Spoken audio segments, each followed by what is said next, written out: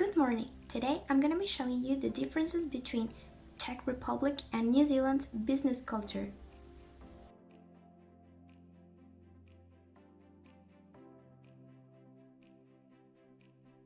I'll begin to compare them based on the 6 business dimensions: power distance, individualism, masculinity, uncertainty avoidance, long-term orientation, and indulgence.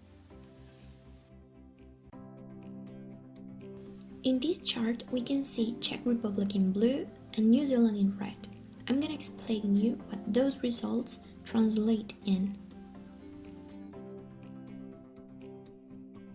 First, let's begin with New Zealand.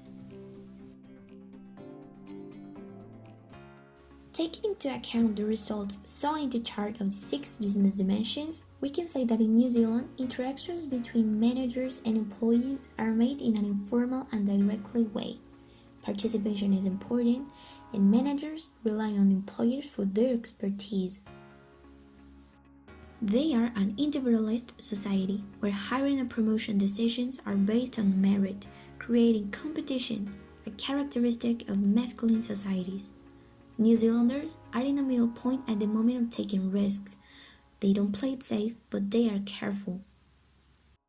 New Zealand is shown to be a normative country that respects traditions. For the long-term orientation, they exhibit a relatively small propensity to save for the future and focus on achieving quick results. Finally, this is a culture of indulgence, where people exhibit a willingness to realize their impulses and desires with regard to enjoying life and having tendency towards optimism. Let's continue with Czech Republic. The Czech Republic is a hierarchical society. People accept a hierarchical order in which everybody has a place and which needs no further justification. Communication is formal, and as New Zealand, Czech Republic is an individualist and masculine society.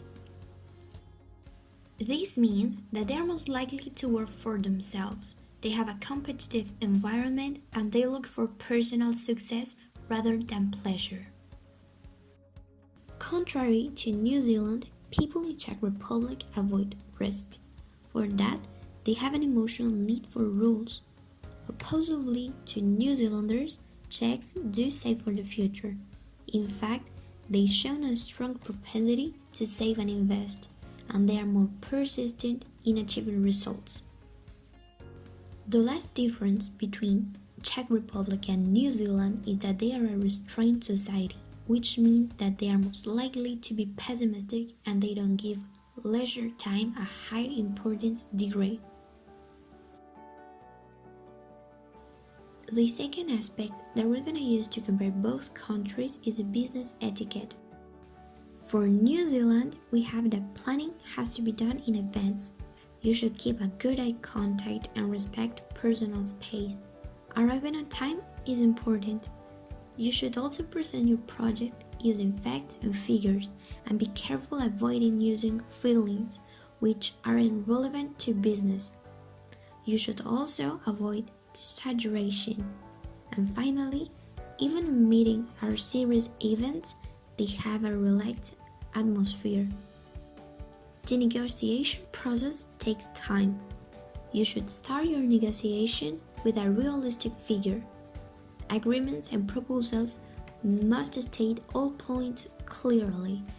All terms and conditions should be explained in detail. Continuing with Czech Republic, in terms of business meeting etiquette, we find that greetings should include a firm handshake and direct eye contact. You should remain standing until you are invited to sit down, as there might be a seat reserved specifically for you. Business appointments are mandatory and should be made in advance. And finally, punctuality for meetings is taken extremely seriously. Just like in New Zealand, in Czech Republic, negotiation process takes time.